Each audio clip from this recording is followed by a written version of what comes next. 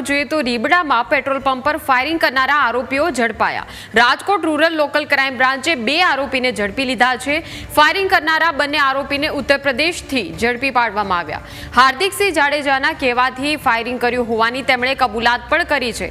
હાર્દિકસિંહ જાડેજા સાથે મિત્રતા હોવાથી આ કૃત્ય કર્યું હતું હોવાનું જણાવ્યું અને ફાયરિંગ બાદ બંને લોકો ટ્રેન અને બસ મારફતે સીધા ઉત્તર પ્રદેશ પહોંચ્યા હતા. સંવાદદાતા ઋષિ ફોનલાઈન પર જોડાઈ ગયા છે. ઋષિ, આખરે ફાયરિંગ કરનારા આ શખ્સો ઝડપાયા છે. ઉત્તર પ્રદેશથી તેમને ઝડપી પાડવામાં આવ્યા છે. શું વિગતો?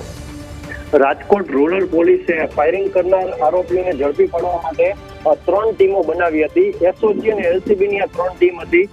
ઉત્તર પ્રદેશથી આ બંને આરોપી દબોચી લીધા છે અને સાંજ સુધીમાં તેઓ રાજકોટ પણ પહોંચી જશે.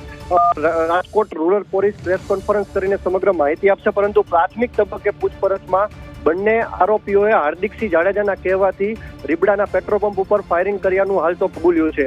હાર્દિકસિંહને જૂની અદાવત હતી રાજદીપસિંહ સાથે અને પિન્ટુ ખાચડી સાથે, જેને લઈને જ તેને આ પ્રકારનું કૃત્ય કર્યું હોવાનો પોતે જ વિડીયો જાહેર કર્યો હતો અને હાલ આરોપીએ પણ હાર્દિકસિંહ જાડેજાનું નામ આપ્યું છે. હાલ તો વોન્ટેડ હાર્દિકસિંહ હજુ સુધી પોલીસ પકડથી દૂર છે, પરંતુ રાજકોટ રૂરલ પોલીસમાં ક્રાઇમ એટલી હદે વધી રહ્યું છે ત્યારે ખરેખર એસપીએ ધ્યાન આપીને આ ક્રાઇમ કંટ્રોલ કરવો ખૂબ જ જરૂરી બન્યું છે. જી ઋષિ, સમગ્ર માહિતી બદલ